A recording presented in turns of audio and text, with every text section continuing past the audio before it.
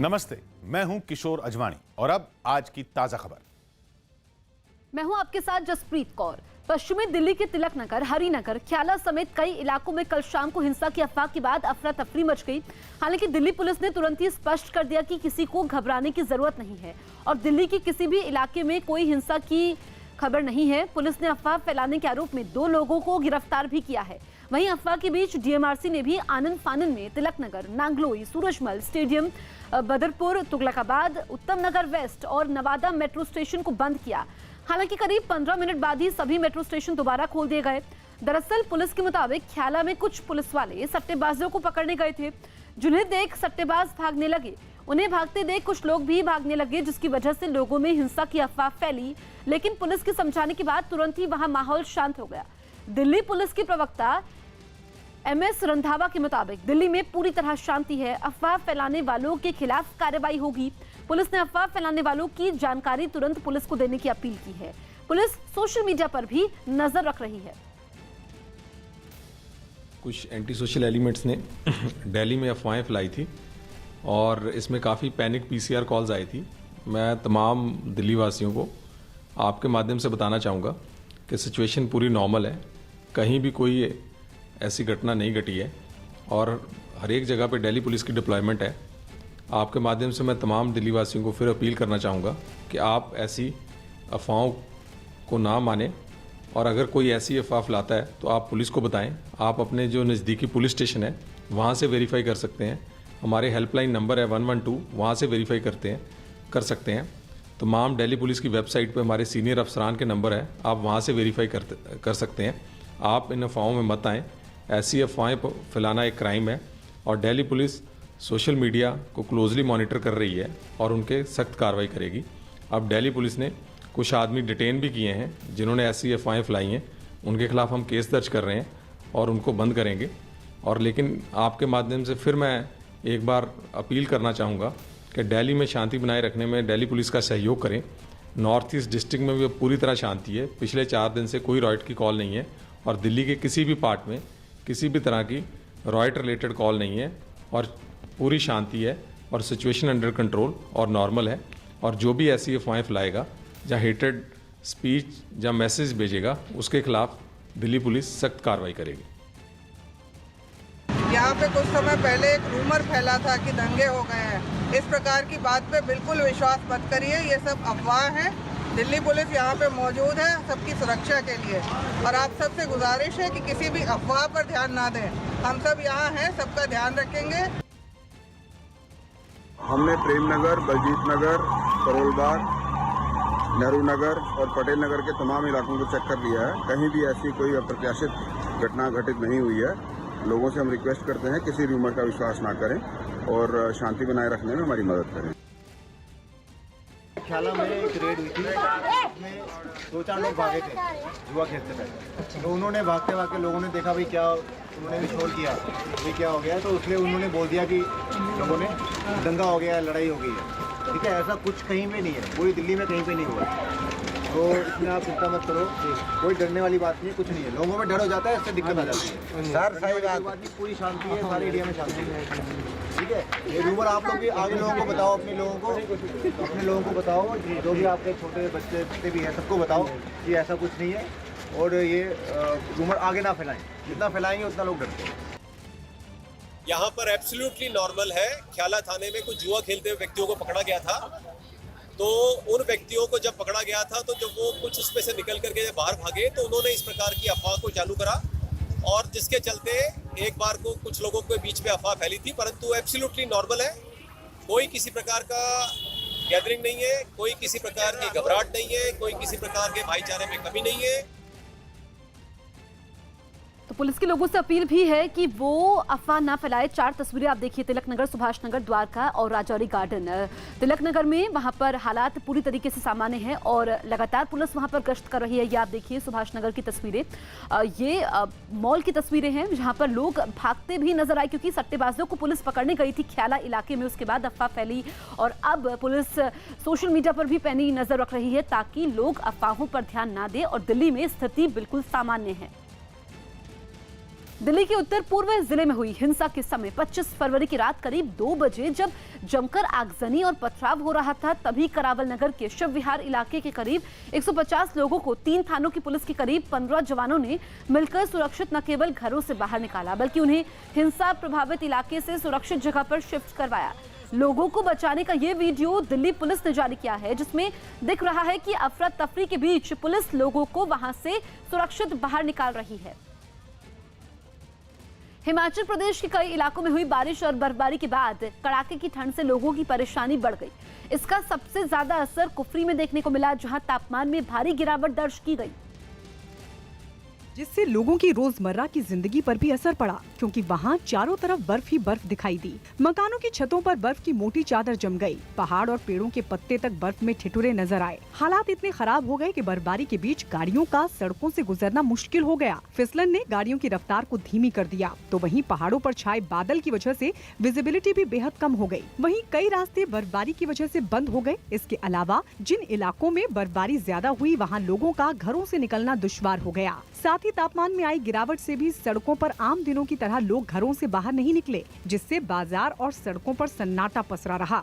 वहीं मौसम विभाग ने संभावना जताई है कि आने वाले दिनों में कुफरी और इसके आसपास के इलाकों में तापमान और गिर सकता है। दक्षिण अमेरिकी देश पेरू में भारी बारिश के बाद आई बाढ़ में 3 लोगों की मौत हो गई, जबकि कई लोग लापता हो गए। पेरू के कुस्को शहर में बाढ़ ने सबसे ज्यादा तबाही मचाई, जहां बारिश थमने के बाद नदी में अचानक सैलाब आ गया। नदी का पानी तेजी से रिहायशी इलाकों की ओर बढ़ने लगा, जिसे देखकर लोग दहशत में आ गए।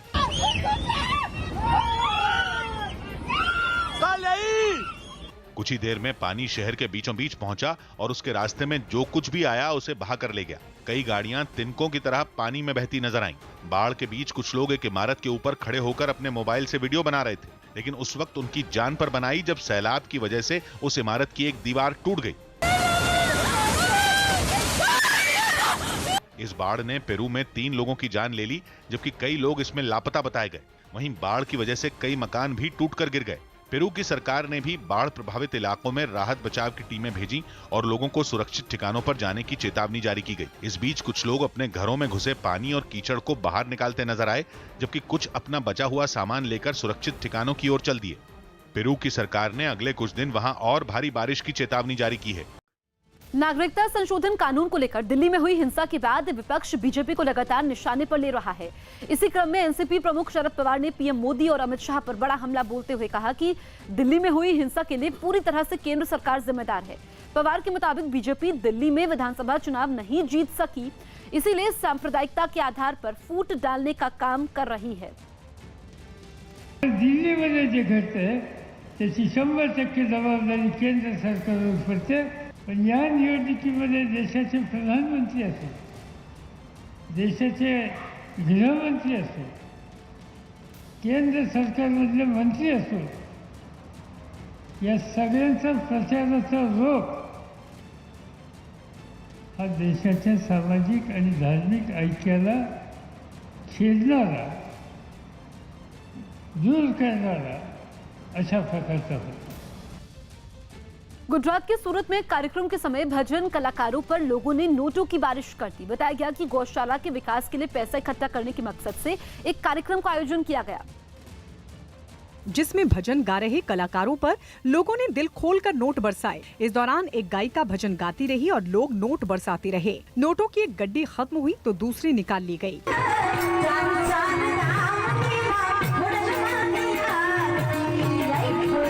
देखते ही देखते भजन कलाकारों के सामने नोटों का अंबार खड़ा हो गया, लेकिन लोगों में नोट उड़ाने की होड़ फिर भी खत्म नहीं हुई। कुछ आदमी तो नोटों की कई गड्डियां हाथ में लिए दिखाई दिए।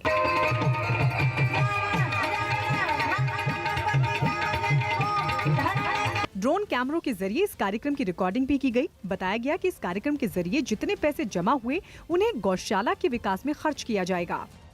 बीते कुछ सालों में दुनिया के कई देशों ने अप्रत्याशित तूफानों का सामना किया है। ग्लोबल वार्मिंग की वजह से मौसम में इस कदर बदलाव आया है कि अचानक हमारे वातावरण में तूफान पैदा होने लगते हैं। ये तूफान इस कदर जानलेवा होते हैं कि अगर हमें पहले से इनके बारे में जानकारी हासिल ना हो तो ये बहुत भारी तबाही मचा सकते हैं। आयरलैंड में इन दिनों एक ऐसा ही तूफान मुसीबतों का सबब बना हुआ है।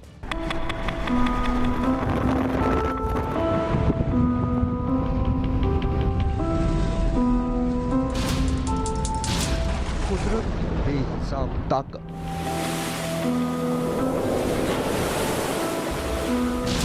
डरा देने वाली समंदर की लहरें, 133 किलोमीटर प्रति घंटा की रफ्तार से चलने वाली हवाएं, ये जॉर्ज नाम के उस तूफान की दस्तक है जिसने आयरलैंड की नींव हिला दी। समंदर में उठती 20-20 मीटर की लहरें देखकर किसी के भी रोंगटे खड़े हो सकते हैं। लगातार हो रही बारिश के बाद यहाँ हालात बेकाबू हो चुके हैं। मौसम की मार ने लोगों का घरों से निकलना दूभर कर दिया है, जबकि पालतू पशु भी महफूज ठिकानों की तलाश में पलायन को मजबूर है।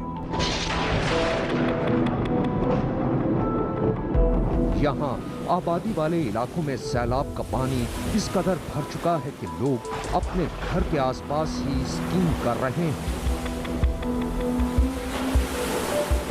तेज हवा के साथ आए इस तूफान में ऐसी ताकत है कि ये भारी भरकम जहाज किसी खिलौने की तरह लहरों पर डोल रहा है। समंदर का पानी यहाँ इतना ऊपर आ चुका है कि अब पुलों को छूने लगा है। तूफान जॉर्ज की वजह से लहरें इस कदर बेकाबू हो चुकी हैं कि उनके रास्ते में आने वाली कोई भी चीज दम तोड़ रही है। जिन जगहों पर कभी लोग सेल्फी लिया करते थे, उन जगहों पर समंदर की तूफानी लहरों ने कब्जा कर लिया है।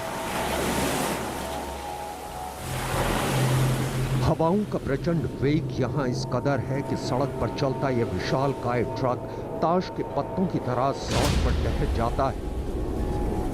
इस बीच दावा किया जा रहा है कि इस तूफान की वजह से आयरलैंड को करोड़ों की संपत्ति का नुकसान उठाना पड़ा है, जबकि आयरलैंड के कई इलाके ऐसे हैं जहां बिजली की सप्लाई इस तूफान की वजह से पूरी तरह बाधित हो चुकी है।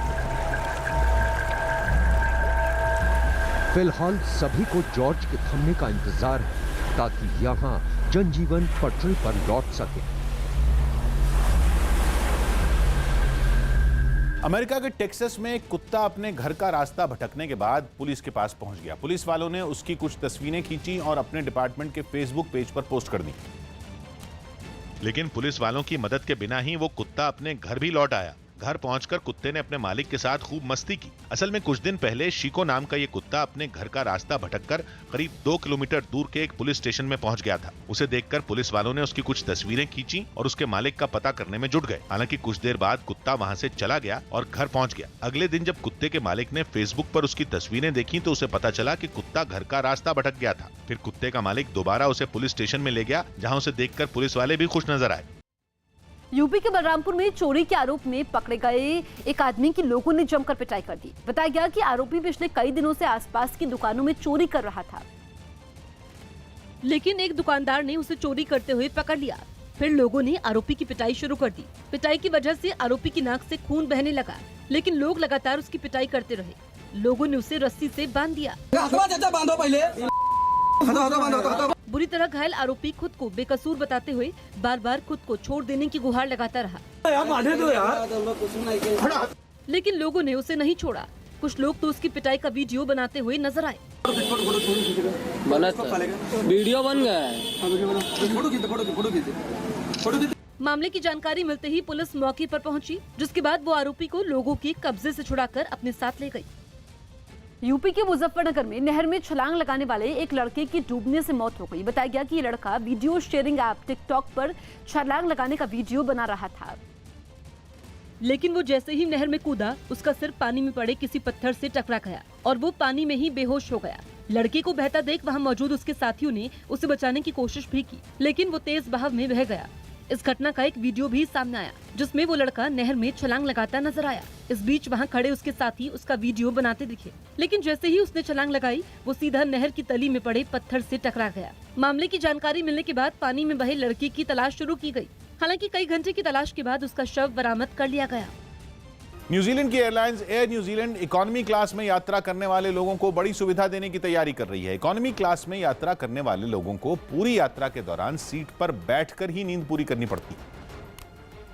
लेकिन एयर न्यूजीलैंड इकोनॉमी क्लास में यात्रा करने वालों को उड़ान के दौरान लेटकर नींद लेने की सुविधा देने की तैयारी में है। इसके लिए स्काईनेस्ट नाम का एक केबिन बनाया गया जिसे विमान के अंदर लगाया जाएगा। इस केबिन में 6 बेड हैं, जिनमें कोई भी यात्री लंबी दूरी का सफर लेटकर तय कर सकता है। विमानों की बिजनेस क्लास इकोनॉमी क्लास के मुकाबले ज्यादा आरामदायक होती है, लेकिन कम खर्चे में यात्रियों को बिजनेस क्लास जैसा अनुभव देने के लिए एयर न्यूजीलैंड इस प्रयोग को करने की तैयारी कर रहा है। The teams from customer experience, from digital to engineering to crew, they've all come together to deliver this amazing product. हालांकि एयर न्यूजीलैंड अभी स्काईनेस्ट का जमीन पर ही ट्रायल कर रहा है और बताया गया कि अगले साल इस केबिन को लंबी दूरी की उड़ानों में लगाया जाएगा। इसके लिए इकोनॉमी क्लास में यात्रा करने वालों को कुछ और कीमत चुकानी होगी।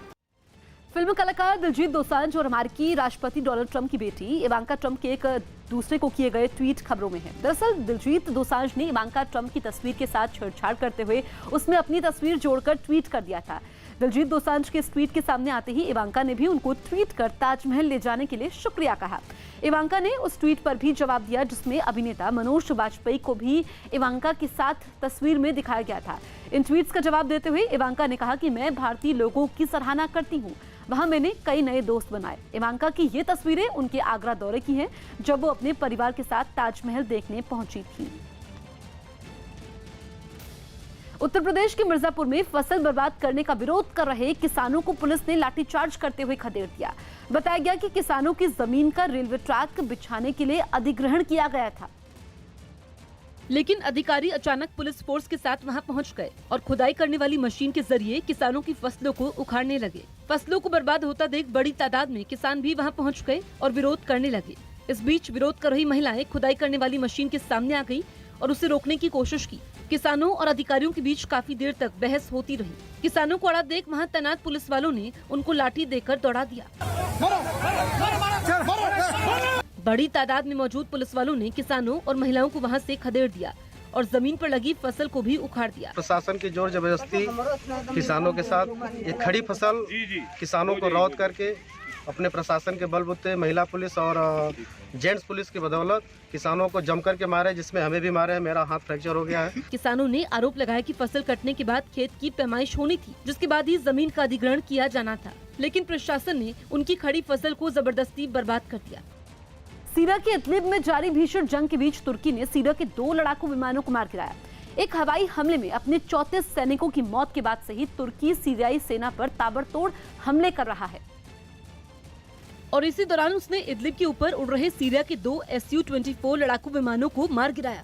सामने आए एक वीडियो में लेफ्टो में घिरा एक लड़ाकू विमान नीचे की तरफ गिरता नजर आया।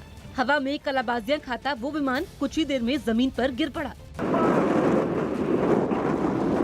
यही नहीं, तुर्की ने सीरिया की सेना के कई अहम सैनिक ठिकानों को भी निशाना बनाया। तुर्की के मुताबिक इन हमलों में सीरिया के 2200 से ज्यादा सैनिक मारे गए और उनके 3 एयर डिफेंस सिस्टम भी तबाह कर दिए गए। 8 helikopter, 103 tank, 19 zırhlı personel taşıyıcı, 72 top, obüs ve çenera, çok namlu roket atar.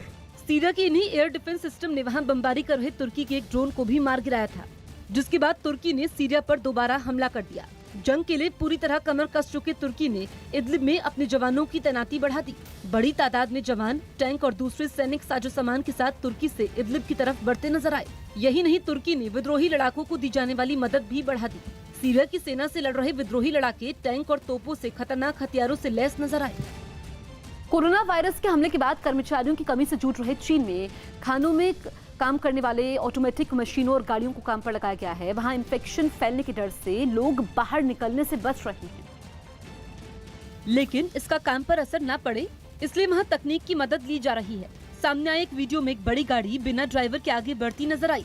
5G network से लैस इन भारी भरकम गाड़ियों को चलाने के लिए वहाँ एक कंट्रोल रूम भी बनाया गया, जहाँ कुछ कर्मचारी कंप्यूटर के जरिए इन गाड़ियों और मशीनों को चलाते दिखे। बताया गया कि ये ट्रक एक बार में करीब 90 टन तक वजन उठा सकते हैं और इनसे 24 घंटे काम लिया जा सकता है।